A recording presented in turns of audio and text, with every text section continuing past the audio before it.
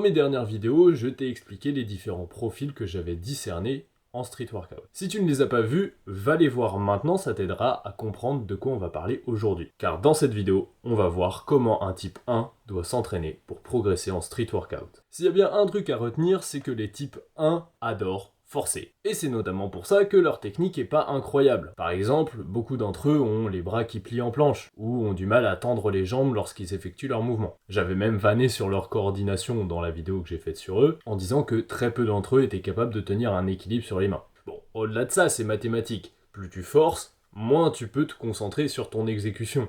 Donc comme eux ils forcent tout le temps, c'est pas étonnant qu'ils aient une exécution approximative. Mais du coup, premier point de l'entraînement des types 1, comment est-ce qu'on fait pour améliorer leur technique? Pour qu'un type 1 améliore l'exécution de ses figures, il faut placer un tout petit peu de travail technique en fin de séance. Mais si tu leur demandes de commencer toute leur séance par ce travail clean où ils essayent d'avoir les bras bien verrouillés, les pieds pointés, etc., ils vont stagner. Pourquoi? Car le corps est plus fatigué par les efforts pour lesquels il n'est pas bâti. Si tu commences par quelque chose qui n'est pas motivant et qui te fatigue beaucoup, pour tout le reste de ta séance, t'es rincé. Et tu sous-performes dans ce qui te plaisait vraiment que tu te réservais pour la fin. Voilà pourquoi il y a tellement de personnes qui stagnent. Combien de type 1 j'ai vu bloquer dans leur progression à cause de ça? L'exemple que j'ai en tête, c'est Jonathan Faucheur. C'était l'un des premiers à avoir débloqué une maltaise en France. À ce moment-là, on n'avait pas beaucoup de notions des critères d'exécution. Mais quand des personnes ont commencé à lui dire « Ah, faudrait que tu tendes bien les bras ou que tu essayes d'avoir une meilleure protraction »,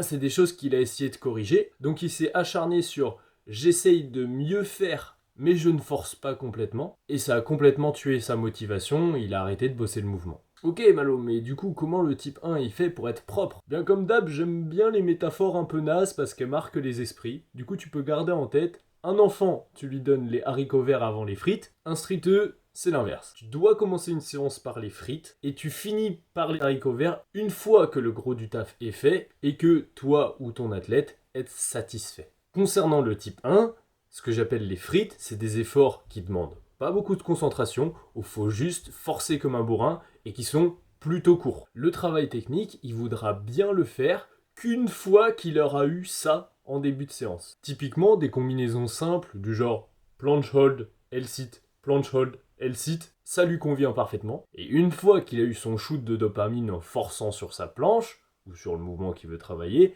là, en fin de séance, il peut mettre un élastique et peaufiner son exécution. Je t'ai donné l'exemple de la planche, il peut garder le même mouvement ou passer sur un exercice de renforcement spécifique, histoire que ça demande pas trop de coordination. Je le répète, mais comme il n'a pas une bonne coordination, ça lui prendra du temps d'être clean, de comprendre le mouvement, faut l'accepter, c'est tout. L'avantage, c'est qu'il n'a pas besoin de beaucoup de variété, tu peux lui mettre le même programme pendant 3 ou 4 mois, généralement il va pas broncher. Il y a même des bodybuilders type 1 qui suivent le même programme d'entraînement pendant 10 ans. Et allez, comme je suis dans un bon jour, je vais te donner un petit bonus pour la fin. Comment est-ce qu'on périodise avec un type 1? Donc comment est-ce qu'on adapte un entraînement à ses capacités du jour? Tu l'as compris, le type 1 il fonctionne au défi. Si tu lui dis de garder de la marge dans l'effort, soit il t'écoutera pas et il poussera quand même la série à fond, soit il fera ce que tu demandes, mais dans sa tête il tournera en boucle, je peux faire une rep de plus, je peux mettre plus lourd, je peux rester en full planche. Donc pour pas le frustrer, le meilleur moyen de procéder, c'est d'ajuster le volume d'entraînement. Parce que pour lui, c'est la variable la plus stressante. Pour comprendre comment faire progresser n'importe qui et débloquer n'importe quelle figure, visite ma formation individualisation, tu trouveras le lien en description. Bombarde l'espace commentaire, les likes et les partages si tu veux que je t'explique comment on entraîne aussi les types 2 et les types 3, et je te retrouve dans une prochaine vidéo. Ciao, c'était Bounax.